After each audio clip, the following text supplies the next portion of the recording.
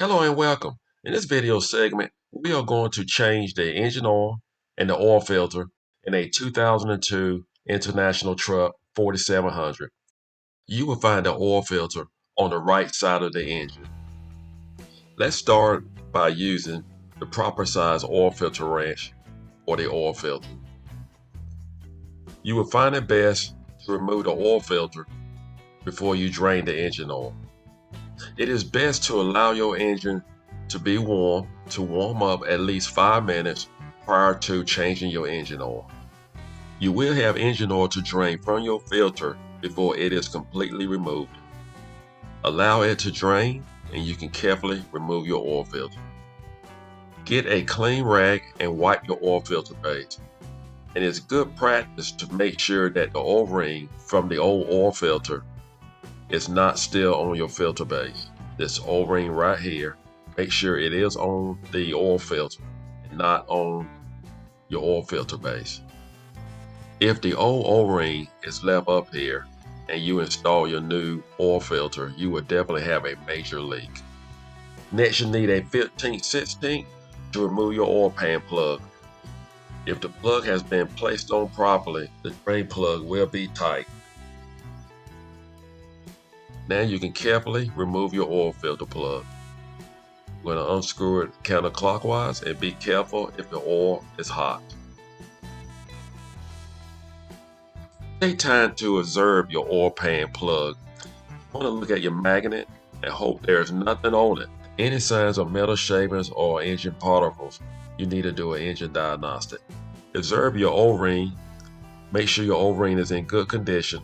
Some oil filters come with new O-rings, and if they do, make sure you replace your O-ring. Once your oil finish draining, you can mount back your drain plug. Turn it counterclockwise to make sure you have it just right, then turn it clockwise. It is very important that you do not strip the threads on your oil pan. With that said, you want to torque your drain plug to 30 to 35 foot-pounds. While you are under the vehicle, it will be a good time to grease your suspension, starting with your kingpins, tie rods. If you have any questions about doing this, just look at one of my videos and I'll walk you through it step by step. We're going to use the Fleet Guard part number LF3883. That is the part number, and here's the price range. Now I want to make it clear, what I'm about to do is not mandatory. I like to put oil inside of the oil filter prior to mounting the oil filter. I have been doing this for many years and I have gotten over 1.5 million miles out of vehicles doing this. Some may choose not to go this route, and that is fine, as long as you have a clean oil filter to mount back on your engine. You do not have to fill it up all the way, but I just like for it to not have a dry start.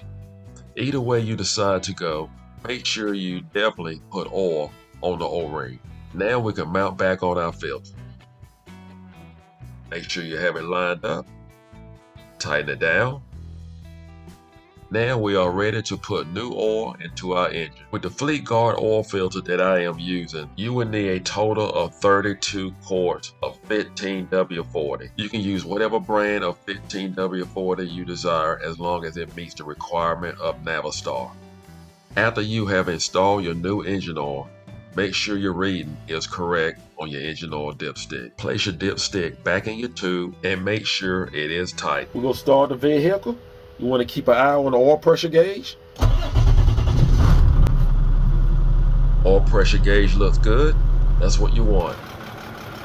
Next, you want to make sure you have no leak. Just inspect your filter. Inspect your oil drain plug.